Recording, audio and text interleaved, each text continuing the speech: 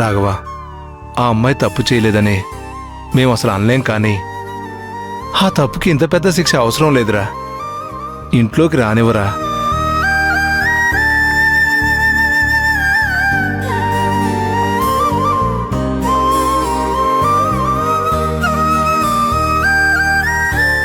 సరే, మీరందరూ కూడా తను ఇంట్లోకి రావాలని కోరుకుంటున్నారు కదా?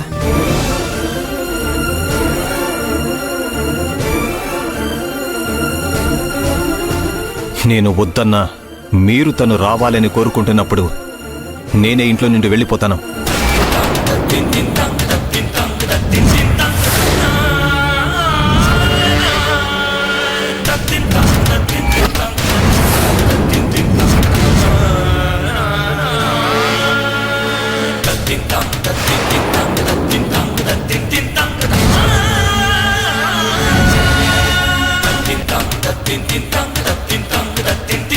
ఏం మాట్లాడుతున్నావు రాఘవ?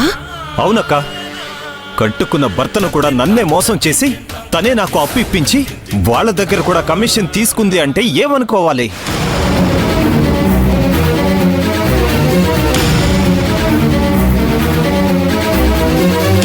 అంతటితో అయిపోయిందా?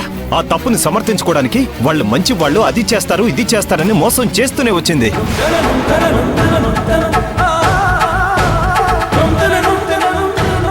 చివరికి వాళ్ళు మన ఆస్తిని లాగేసుకుని మిమ్మల్ని అందరినీ కూడా రోడ్డు పాలు చేసే పరిస్థితికి వచ్చిన తర్వాత కూడా మీరు ఇంకా తనని ఎలా క్షమించాలి అనుకుంటున్నారో నాకు అర్థం కావడం లేదు.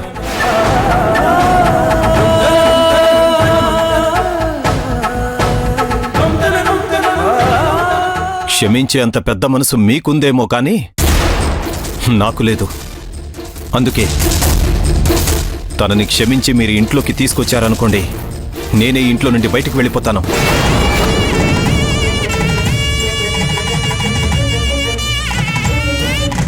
అన్నయ్య, ఆ మాట మాత్రం అనొద్దు. నువ్వు లేకుండా మేము ఉంటామని ఎలా అనుకుంటున్నావు? రాఘవ, నీకు నచ్చని పని మేమెప్పుడూ చేయం. మేము వెళ్ళి తీసుకొచ్చామంటే ఒక్కసారి ఆలోచించరా. అసలే తను ఒట్టి మనిషి కూడా కాదు. కడుపుతో ఉన్న నన్ను కాలు కింద పెట్టకుండా చూసుకుంటున్నావే, మరి తను కడుపుతో ఉంది కదా. తను నీ బిడ్డ కాదా? వారసుడు కాదా? తనని శిక్షించాలని తన కడుపులో ఉన్న బిడ్డను కూడా శిక్షిస్తావా?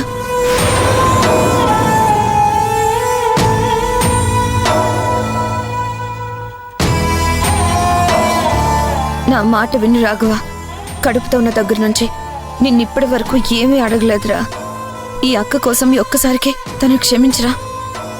ఎందుకక్క మీకు ఈ మంచితనం? తను చేసింది చిన్న తప్పు కాదు, ఒక కుటుంబం విడిపోయే పరిస్థితి తీసుకొచ్చింది.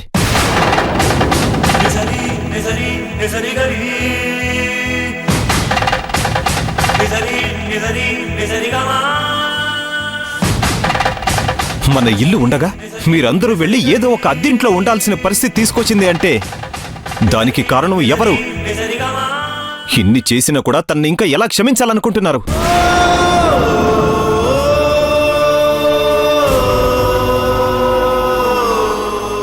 క్షమించాలన్నయ్య.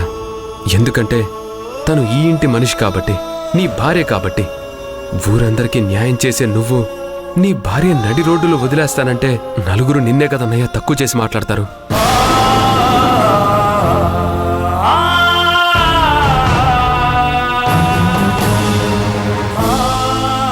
అవును రాఘవ, మాధవ్ చెప్పింది కూడా నిజమే. తను తప్పు చేసింది అని నువ్వు శిక్ష వేయాలి అనుకుంటున్నావు, కానీ అది శిక్ష అని ఎవరు అనుకోరు. రాఘవ తన భార్యని వదిలేశాడు అంటారు. కడుపుతో ఉన్న భార్య మీద కనికరం లేకుండా రోడ్ల పాలు చేశాడు అంటారు. నీకెందుకు రాఘవ ఆ చెడ్డ పేరు? బావగారు, ఎన్నో విషయాల్లో ఎంతో మందిని క్షమించారు, ఎంతో మందికి మీరు సహాయం చేశారు. తన తప్పుని క్షమించండి. దయచేసి ఇంట్లోకి రానివ్వండి. సరే, మీరందరూ తను ఇంట్లోకి రావాలి అని కోరుకుంటున్నారు కాబట్టి మీ ఇష్ట ప్రకారమే రానివ్వండి.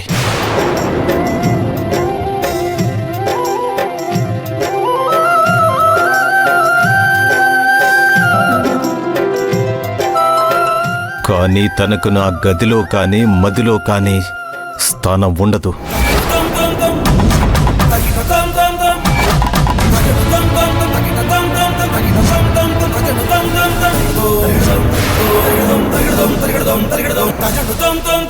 మీ మాటను గౌరవించి తనని ఇంట్లోకి రానిస్తున్నాను. అంతే తప్ప నాకు తనకి ఎలాంటి సంబంధం ఉండదు.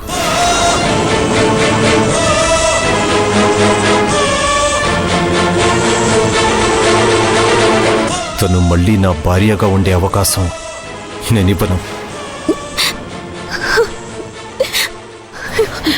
రాఘవ రాఘవా